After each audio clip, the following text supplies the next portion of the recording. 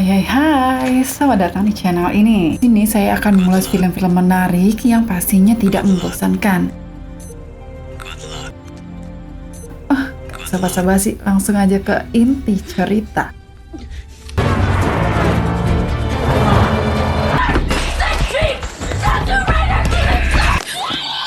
Cerita ini diawali dengan kilasan balik video masa lalu ulang tahun seorang anak, yang ternyata adalah ingatan dari seseorang. Ya, ini adalah Brian. Sedang duduk manis sambil memandang sebuah foto putrinya sematawayang. Dia adalah seorang mantan anggota CIA yang memutuskan pensiun demi mengganti waktu yang hilang bersama putrinya. Hari ini tepat hari ulang tahun putrinya, sehingga Brian memutuskan membelikan sebuah kado dan membungkus kado tersebut dengan jari lentiknya. Datang dengan gagah ke pesta ulang tahun anaknya, malah disambut dengan senyum pahit dari Lenny. Brian telah berpisah dengan istrinya Lenny dikarenakan urusan pekerjaan yang membuatnya jarang pulang. Lenny sekarang mengganti nama dengan Lenore karena telah menikah dengan pria lain bernama Stuart. Di pesta ulang tahunnya, Brian memberikan kado sebuah mesin karaoke untuk Kim yang ingin menjadi penyanyi dari kecil. Di saat bersamaan, ayah tirinya Stuart membawakan hadiah yang seekor kuda. Kim langsung meletakkan hadiah dari sang ayah dan berlari ke arah kuda langsung menaikinya. Betapa sedihnya seorang ayah. Brian pun langsung pulang dengan perasaan sedih. Saat di rumah, tiba-tiba datang para sahabatnya untuk menghiburnya. Ternyata punya maksud lain dari kedatangannya, yaitu untuk mengajak kembali Brian bekerja sama dengan mereka. Akhirnya Brian memutuskan untuk menerima tawaran tersebut. Hanya dengan menjadi pengawal pribadi artis terkenal dan mendapatkan bayaran, tak bisa dekat dengan anaknya.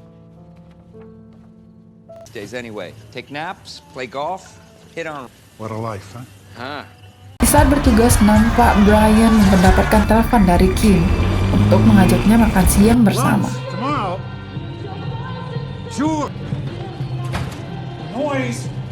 Tugas negara pun memanggil saat sang penyanyi selesai tampil.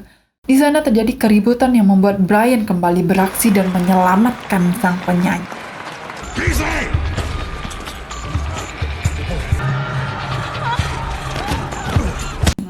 Penyanyi pun berterima kasih dengan memberikan nomor telepon pelatih vokal dan manajernya. Padahal, sebelumnya Brian meminta saran untuk anaknya yang ingin jadi penyanyi, malah diabaikan oleh sang penyanyi.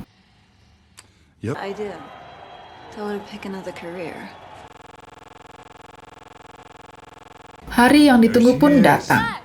Ternyata Kim datang dengan Lenore yang punya maksud untuk meminta Brian mengizinkan Kim pergi ke Paris bersama sepupunya Amanda. Brian sangat keberatan karena anaknya berumur 17 tahun pergi tanpa orang tua. Tapi Lenore malah membujuk Brian sampai beradu argumen tentang kehidupan masa lalu agar mengizinkan anaknya tetap pergi.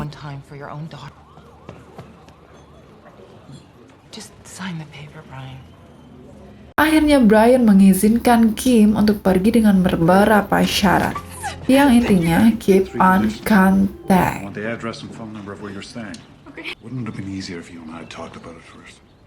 Sesaat sebelum berangkat, Brian mengetahui bahwa Kim berbohong tentang kepergiannya. Brian pun mempertanyakan hal tersebut kepada Lenore. Lenore pun menjelaskan kebohongan tersebut agar mendapatkan izin dari Brian.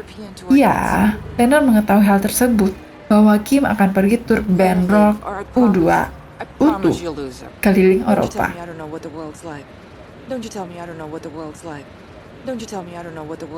Setibanya di Paris, Kim dan Amanda bertemu dengan Peter yang mengajaknya untuk berbagi taksi agar biayanya lebih murah.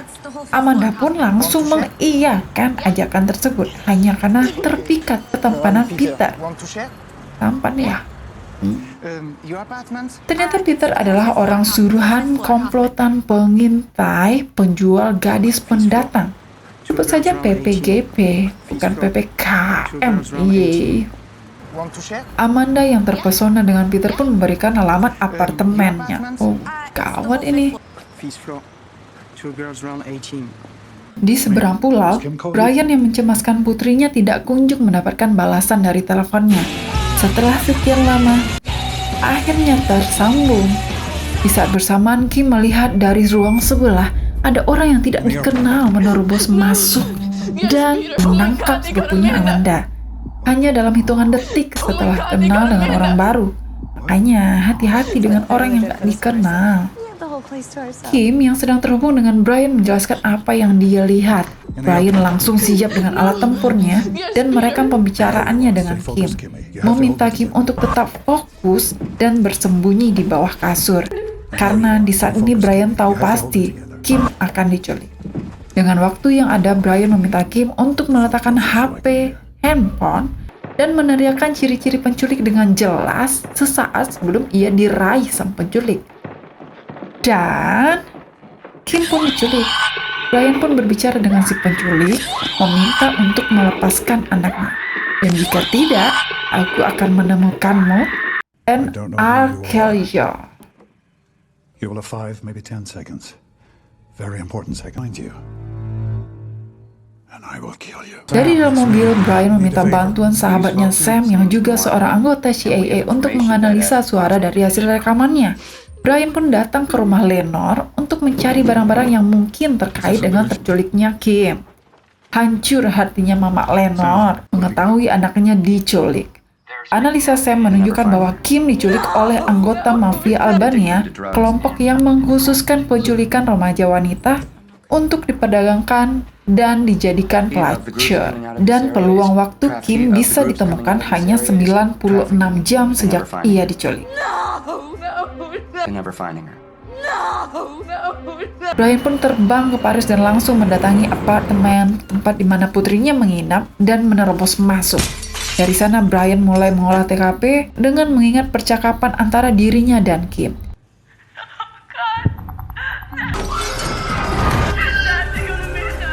Brian mendapatkan kartu memori dari handphone Kim yang telah dirusak. Dari sana Brian menemukan foto-foto Kim dan menemukan sosok seorang lelaki yang memotret Kim dan sepupunya yang bernama Peter. Segera menuju bandara, Brian dengan mudah mengenali Peter dan mendapati Peter yang sedang beraksi. Di sana terjadilah perkelahian antara seorang bapak dengan anak muda ini. Peter melarikan diri disusul dengan Brian yang mengejarnya di belakang. Peter pun melompat dari jalanan dan sambut dengan truk besar pemirsa. Informasi pun nihil untuk mendapat Brian.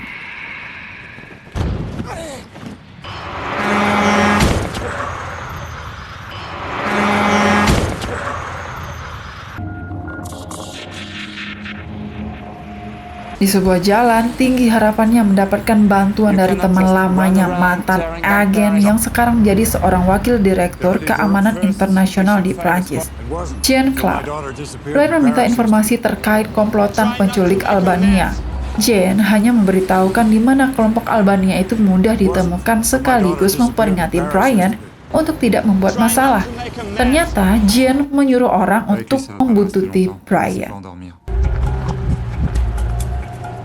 Dengan menyewa seorang penerjemah untuk menerjemahkan bahasa Albania, Brian memulai mencari informasi dari para gadis jalanan sampai membuat bosnya, Anton, marah.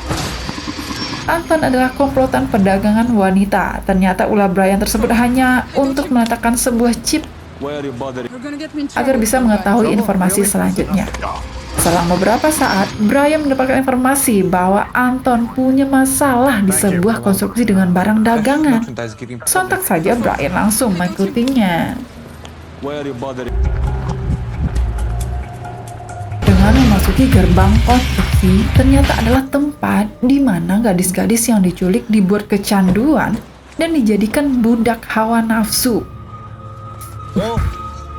Menelusuri kamar satu persatu, berharap bertemu dengan putrinya. Brian menemukan sebuah jaket yang dipakai Kim saat berangkat. Tapi perempuan itu bukanlah Kim. Alhasil Brian meninggalkan lokasi konstruksi bersama gadis itu dengan kerusuhan yang penuh pembakaran dan kejar-kejaran.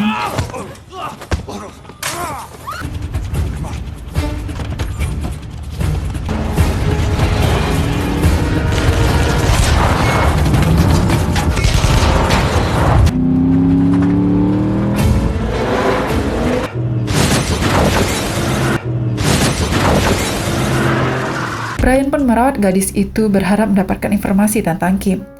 Tiba-tiba saja Brian mendapatkan telepon dari Jean-Claude yang dari awal sudah memata-matai gerak-gerik Brian semenjak di Paris. Jean-Claude mengajak bertemu bermaksud untuk menangkapnya karena perintah dari atasannya. Tapi Jean menyuruh Brian pulang dengan penerbangan lebih awal.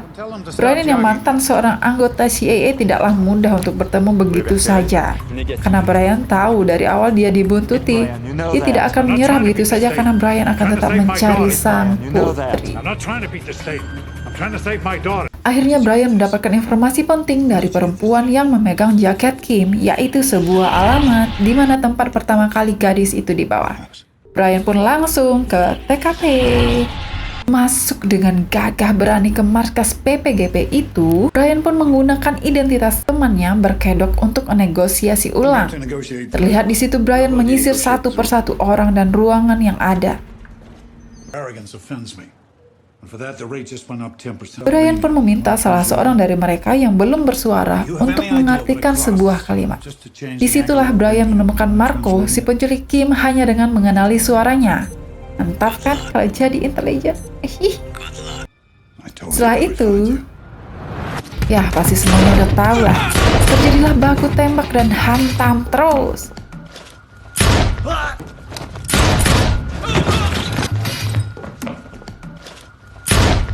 Lanjut, Brian mencari putrinya Kim dengan menyusuri ruang satu persatu.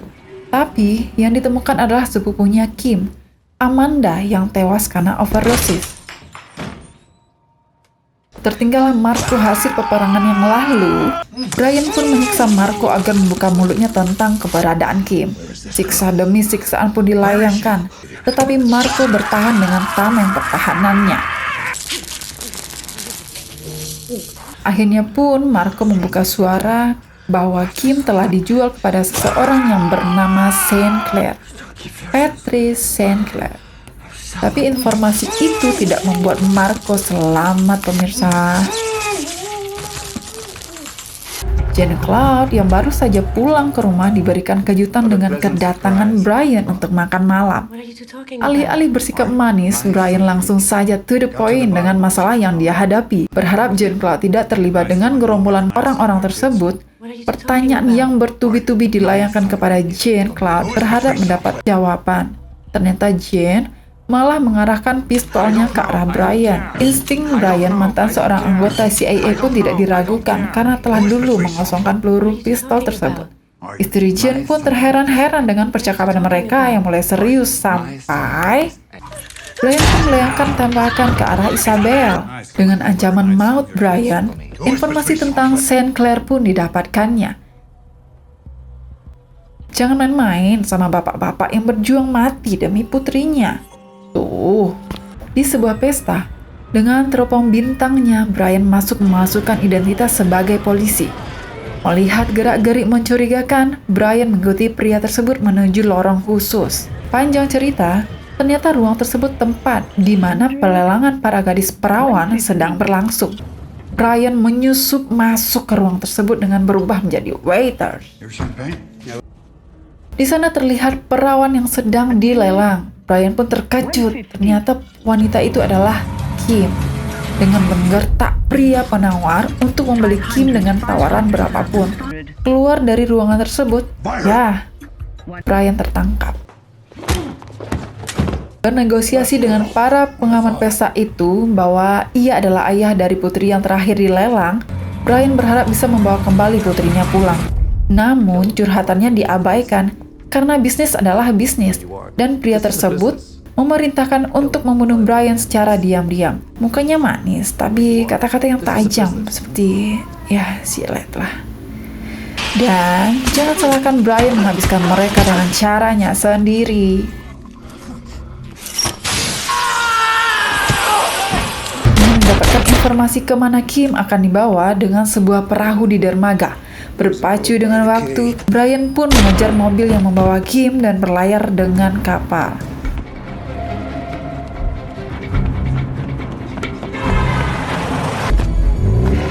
Kejar-kejaran pun terjadi di sini. Tanpa ragu, Brian pun menyusup masuk ke dalam kapal yang sedang berlayar. Ia dengan menghabisi satu persatu orang yang ada di dalam kapal. Tuh, dibilangin juga jangan main-main sama anggota CIA, walaupun mantan. Dan ayah dan anak bersatu kembali dalam pelukan yang sangat hangat. Ending yang sempurna ya. Brian pun membawa Kim pulang kembali ke LA dan memberikan sebuah kejutan dengan membawa Kim mengunjungi sang penyanyi untuk belajar menyanyi secara pribadi. Sekian, terima kasih. Sampai jumpa dalam cerita berikutnya. Bye-bye. Dan jangan lupa subscribe ya.